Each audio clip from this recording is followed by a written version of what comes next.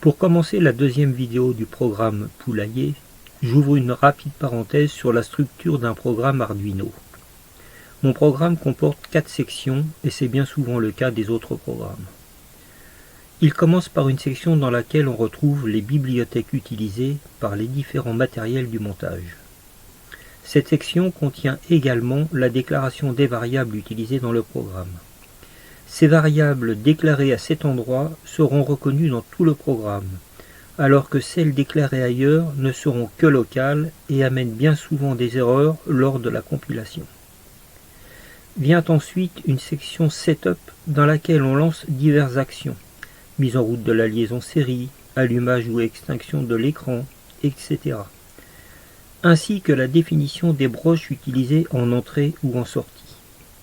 Exemple, pin mode, output, input, ainsi de suite. En troisième, nous avons la section loop, qui contient la partie de programme qui va s'exécuter sans arrêt de la première ligne sous la première accolade jusqu'à la dernière ligne de la dernière accolade. Enfin, il y a une quatrième partie qui comprend les mini-programmes, ce sont des routines, qu'on exécute à partir de différents endroits de la section loop.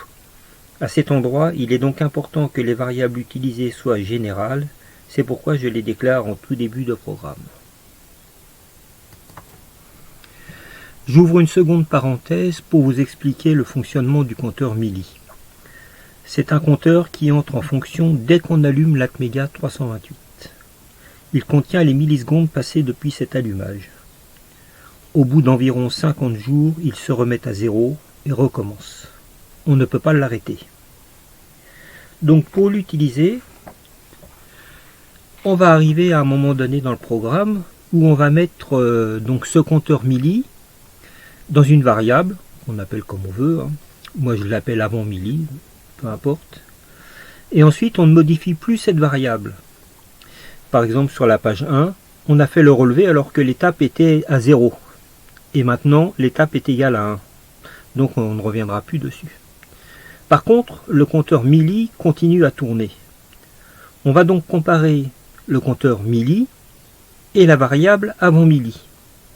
Exemple, quand on a placé Mili dans la variable avant Mili, nous étions à 1000, ce qui représente une seconde. Maintenant, le compteur Mili est à 6538. Cela donne la différence Mili moins avant Mili égale 5538. Donc, si on fait si Mili moins avant Mili est inférieur à 5000, alors on fait ceci, sinon on fait cela, on exécutera la branche sinon, puisqu'on est au-delà des 5000. Donc, par contre, au lieu de mettre une valeur, par exemple 5000, il vaut mieux mettre une variable, par exemple un délai ou temporisation, peu importe, et donner à cette variable la valeur que l'on veut, par exemple 5000. Comme ça, si on veut modifier cette valeur, il suffit de la modifier en début de programme. Maintenant, nous allons parler rapidement de la section qui se trouve avant le void setup, qui sert donc à inclure les différentes bibliothèques, à définir les broches utilisées dans le montage, et les différentes variables qui contiendront l'heure du DS3231 ou l'heure et les minutes pour l'heure du matin, pour l'heure du soir et ainsi de suite. Voilà, et différentes petites variables, et notamment celle qui est très importante qui contient l'étape 0, 1, 2, 3 et ainsi de suite, que j'ai fixé donc à l'origine à 0.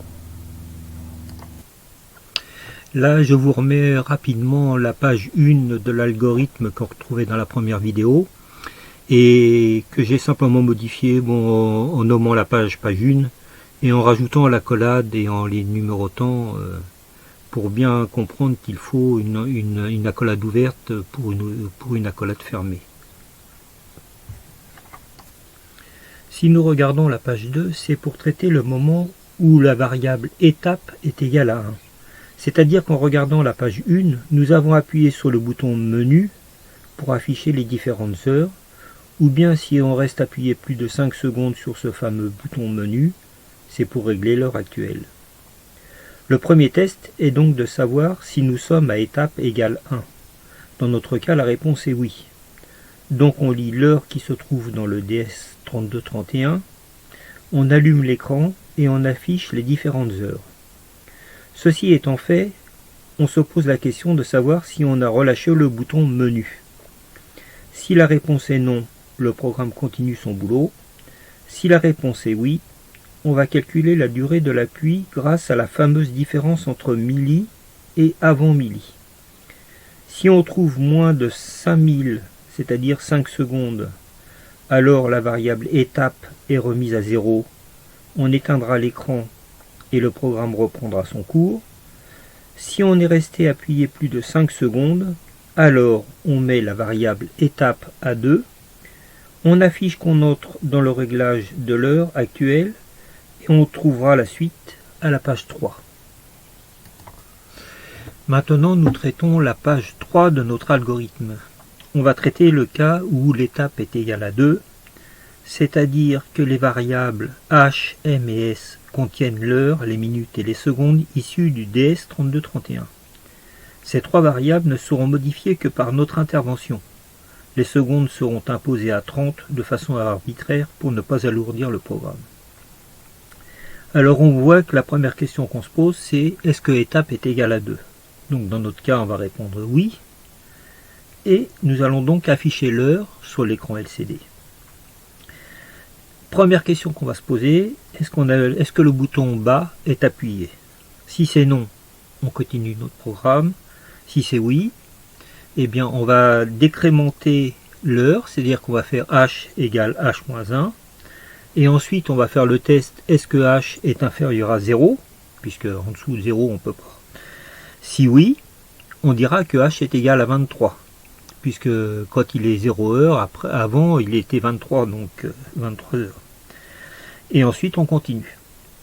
Seconde question qu'on va se poser, c'est est-ce qu'on appuie sur O? Sinon, on continue, le programme continue son boulot. Et si c'est oui, on fait donc h égale h plus 1, c'est-à-dire qu'on augmente l'heure de 1. Et ensuite, on se pose la question, est-ce que h est supérieur à 23? Puisqu'on ne peut pas avoir d'heure supérieure à 23. Si la réponse est oui, on va dire que h est égal à 0. Et après, on reprend le programme normal. Et en troisième question qu'on va se poser, est-ce qu'on appuie sur menu, c'est-à-dire qu'on va sortir du programme une fois que les heures seront fixées? Si c'est oui, on va dire que l'étape est égale à 3. Et si c'est non, ben on passe notre chemin sans rien faire. Voilà, donc maintenant qu'on a fixé l'heure et qu'on a appuyé sur menu, on va se demander si l'étape est égale à 3. Si la réponse est non, on continue notre chemin sans rien faire. Si la réponse est oui, on va regarder si on a relâché le bouton menu. Parce que le programme va très vite et si on n'essaye pas de constater l'appui ou le relâchement d'un bouton, on a vite passé des étapes. Donc si on a relâché le bouton menu, on va passer à l'étape 4 et on va écrire simplement sur l'écran qu'on va régler maintenant les minutes. Nous traitons maintenant la page 4. Nous continuons de descendre virtuellement dans l'exécution du programme. La variable étape est égale à 4, puisqu'on vient de la page 3, et nous allons régler les minutes pour, à la fin, sauvegarder les infos, heures et minutes, dans le DS3231. Comme ça, nous aurons mis notre horloge à l'heure. Donc, la première question qu'on se pose dans cet algorithme, c'est est-ce que l'étape est égale à 4? Si c'est non, on passe notre chemin, et le programme continue son boulot. Et si c'est oui, on affiche l'heure sur l'écran LCD. Et on va se poser la question, est-ce qu'on appuie sur bas? Si la réponse est non, on continue notre chemin. Si la réponse est oui, on fait donc m égale m-1, c'est-à-dire qu'on diminue les minutes d'une. Et ensuite on se pose la question, est-ce que m est inférieur à 0? Puisque ça n'existe pas. Si c'est le cas, on fait m égale 59, puisque de 0, si on diminue, on passera à 59. Et si c'est non, on continue notre chemin. Seconde question qu'on peut se poser, c'est est-ce qu'on appuie sur O? Si la réponse est non, le programme continue son boulot. Si la réponse est oui, on fait M égale M plus 1, c'est-à-dire qu'on augmente les minutes d'une. Et ensuite, on se pose la question, est-ce que M est supérieur à 59? Puisque ça, sinon, ça n'existe pas. Donc, si la réponse est non, on passe notre chemin. Si la réponse est oui, on fait M égale 0. Et ensuite, on reprend le cours normal de notre travail. Et alors, ce qui va devenir intéressant, c'est qu'après, on va se demander si on appuie sur menu pour sortir du réglage des minutes. Et si la réponse est oui, on va sauvegarder les informations dans le DS3231. On va afficher qu'on a sauvegardé les infos et on va passer à l'étape 5. Alors ce qui est intéressant donc dans la sauvegarde pour le DS3231, ce sont les informations clock.file by HMS, donc on sauvegarde, on remplit par les heures, minutes, secondes, donc les secondes sont fixées à 30. Et ensuite on rentre ça dans le DS3231 par l'instruction clock set time. Voilà, donc après on se pose la question, est-ce que l'étape est égale à 5? Si la réponse est non, on continue notre chemin. Si la réponse est oui, on va regarder, a-t-on relâché le bouton menu? Si la réponse est non, on continue notre chemin. Si la réponse est oui, on met la variable étape à 0. On vide l'écran et on éteint l'écran. Alors là, on peut remarquer que pour éteindre l'écran, on utilise les instructions LCD No Backlight. Donc là, on va éteindre le rétroéclairage. No Display, on éteint carrément les caractères. Et LCD Clear, ça permet de nettoyer l'écran. Plus rien ne sera affiché lors d'un nouvel allumage. Donc après, on va passer à la page 5. Et ça permettra de faire d'autres choses.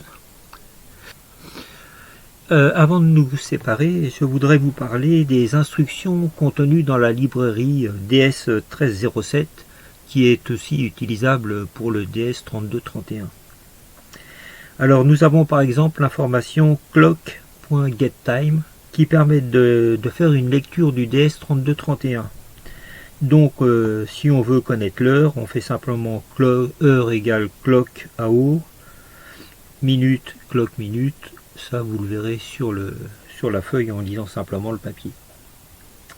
Une autre instruction qui est très intéressante, c'est clock.fill by HMS, c'est-à-dire qu'on va remplir le 3231 avec l'heure, les minutes et les secondes, ce qui va permettre une mise à jour donc du temps.